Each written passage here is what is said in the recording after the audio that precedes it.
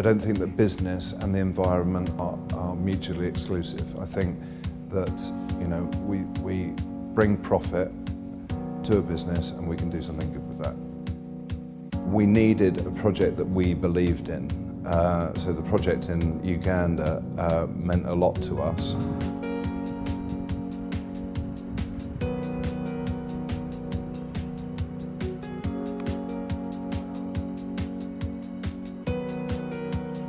We wanted to look at a project that we know that we could have real impact. We really wanted to not just write a cheque and walk away. We wanted to actually go and see how our money was making an impact in the project, and we could report back on how our money and our commitment was actually changing people's lives. This is grove number 4. Today. For today. 12. And I think it's all palm. Looks like it's easy palm. When we were looking at choosing projects, this one just seemed to encompass more than just planting trees, and that there were real benefits to the environment, the people and the communities. Any opportunity for a client to visit the project is a real special opportunity because it really brings the project to life. Before I went, I'd looked at the website knowing there was 4.6 million trees planted and a certain number of how many community groups? 560 groups and over 5,000 farmers involved in the project. So you had these statistics, so you knew lots of people were involved, lots of trees had been planted, and that's kind of what I expected to go and see, people and trees. But you just didn't get any until you went to the project. You just had no understanding of how important it was to the community groups and how they all owned the project and were so committed to the values of the project. How many trees are in this grove again? And 6, okay. The wonderful thing of visiting the project is just every interaction, every farmer you meet has an interesting story. When we went to the villages, the quantifiers were so well respected. We arrived and they were treated so well, and the farmers really appreciated the training they were providing and the influence they were having on the community. They were all just as well sort of committed to the project.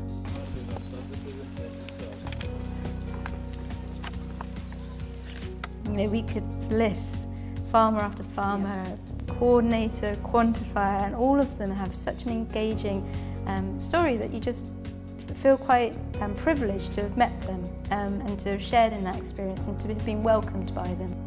Always be ready, steady, visitors, we shall conquer again. I think it was definitely beyond what I expected, but it was the fact that the project was given so much to the communities.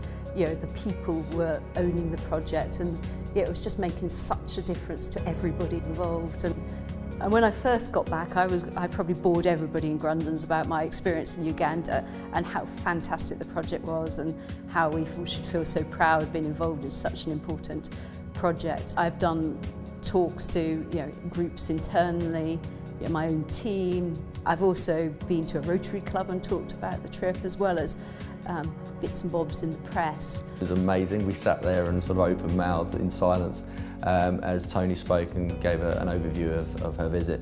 Seeing the way that the lives of people in Uganda could be changed by the project was particularly poignant, and knowing that our support and our commitment is only helping that is a lovely thing to think about.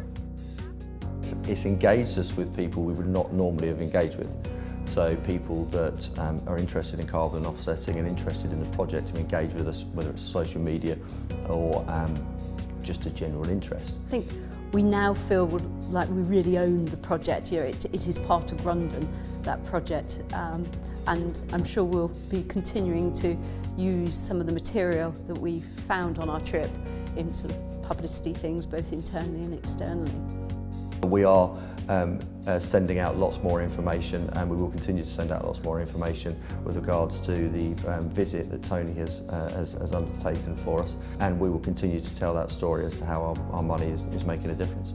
That's the sort of the biggest thing that we're finding from our customers It's peace of mind knowing that we're not adding anything to their carbon footprint, and they can actually go about sort of making a difference and engaging with Grundon to recycle as much as they can. But maybe some of the other things have been great, but showing them some of the photos, the baby in the field when the mother was working, things like that have been really, really impactful. It's been absolutely vital to go and see it, and I'd encourage anybody that does the same, that's interested, that wants to go out there and get involved. It's been brilliant.